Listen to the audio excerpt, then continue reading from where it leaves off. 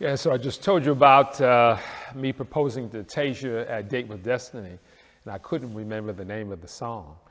The name of the song by John Lennon is Woman, Woman. And I just heard the lyrics, and they played it for me in the background here, and so you might see in my eyes or hear in my voice some tears because I hadn't heard that song in 20 years. You might consider playing it. Check out those words. Serious business. And I don't own any John Lennon or any Beatles. Don't ask me why I picked that song to propose to my wife.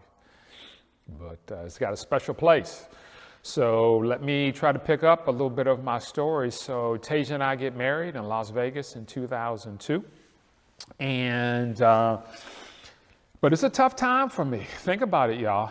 I had just been divorced 2 years earlier. And I would say it was two types of divorce. One was a marital divorce and another one was a spiritual one. Are you with me on that?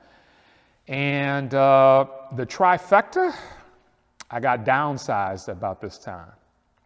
So my money was funny, my change was strange, my credit wouldn't get it. I was just married. Tasia had never been married before and she was on full blast and I was struggling. I had just been married 2 years earlier, and as I just said, spiritual kind of divorce, and then my career got impacted. So I was kind of jacked up. And quite frankly, the marriage for the first kind of year or two was kind of jacked up. Didn't really get off to the start that we wanted it to. Back to the color code, you know, green says go, yellow says slow, red says no. Well, it was kind of a yellow light. It was kind of slow. And sometimes it'd be flashing red, no, no, no. So, but we hung in there, and I started a little company called PhD in Results, PhD in Results. And so, you know, my whole professional career was about trying to help other people get their PhD in results. Right? There's a PhD in education, which my mom had. I always wanted to be like my mom, Dr. Grissom, and this was my version of being Dr. Grissom, PhD in Results. You know what I mean? And so I struggled. I was doing substitute teaching at a little high school called Oak Park River Forest High School, making like $89 a day. You know, I go do that from like 8 to 2 and then try to make some sales calls, etc. But my money was funny, change was strange, and my head was bad during this period. Long story made short, I got blessed though in 2003.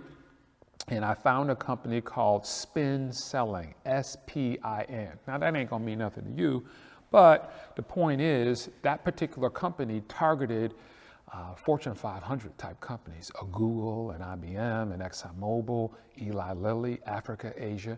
And you know what, y'all? For the next 12 years, I was on a run.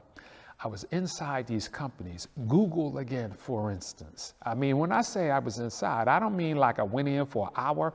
I'm talking about 30 different deliveries. Each delivery would be a 2-day workshop with adult learners that didn't want to be there. So, you know, you had to be on your game, know your stuff, be playful, but not too, you know, playful. They didn't want any comedians in there. And so, you know what? I learned that I might have had a superpower or two. The superpower of being serious about success, but not taking myself too seriously, being engaging, and so it was more of a conversation than a presentation. And quite frankly, I was never really all that great in school. You know, I was, you know, one of them 2.5 students, you know, going to public school and then going to Michigan State and all that good stuff. And it was the first time I ever felt smart in my life. Because I went into a Google with all the smarty pants. And you know what? They said, Daniel, you got it going on. Up until that point, y'all, really, I had something in the back of my mind like, you're not that smart. Because the school system said I wasn't that smart. But what I've come to appreciate, and this is another good life principle, it's not are you smart, it's how are you smart. See, that's the question that ought to be asked. You know, some people are more verbal smart, some are athletically smart. Are you with me? We all got different gifts, but the school system just says, hey, unless you could do the SAT or ACT and hit these particular numbers, you know, you're not that smart. And so I got swagger jacked, so to speak. You know about swagger. You know about carjacking. Well, we would call that swagger jack. I got swagger jacked mentally for many years. And because of the Google account, I got my swagger back. Well, let me pick up the story. I mean, the bottom line is good things were happening. And then in 2015, this spin selling company, That was kind of my anchor account for me launching my little consultancy coaching practice. They got sold to another company. So the anchor company, the anchor was gone. And guess what happened again? Money funny, change strange, credit wouldn't get it. And I had leveraged myself. I had launched a book called Step Up. I spent about $20,000 trying to make it a New York Times bestseller. None of that stuff happened. I had high debt and I had low income. Can you feel me? Can you relate? So long story made short, I went through some depression. And my wife saved my life again. And just to encapsulate it, there's lots of detail because it's now 2022, but I think this story, it's a real story that happened in about 2017, kind of puts it all together. It was about 2017, I was outside working out, trying to get in shape or stay in shape, had my little shorts on. It was summer, I saw a dog. Dog saw me. He looked like a pit bull, so I kicked him before he bit me. But I fell to the ground, skinned up my knee real bad. Like back in 6th grade where you outside playing and you fall on the cement, and like you don't have to go to the hospital, but it's all bloodied up, takes a scab and 8 weeks to heal. That was me. So I went home and showed Tasia. And I told Tasia about what happened. She said, Daniel, I want to meet that dog owner. And I said, Tasia, girl, what you talking about? Why would you want to meet the dog owner? She said, Daniel, I'll tell you why I want to meet the dog owner. Because we're family. And what happens to you happens to me. And I thought, oh my God, she really loves me. That's her heartbeat. And I thought, you know what? I need to tell this story more often. What happens to you happens to me. Like companies, sales teams, they should feel that way about the customers. Marketing should feel that way about sales. That ain't the way it is, but it's the way it's supposed to be. So one of my keynotes now is what happens to you happens to me.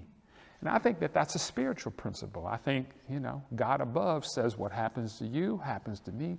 Lead a clean life, go help others, because there will be a day that I'm going to ask you about how you lived your life, Dan. So with that in mind, I would close this part of my professional and personal story by saying, my wife has been a difference maker. Earlier, I talked about how, when it's time to get married, when your girl is your boy.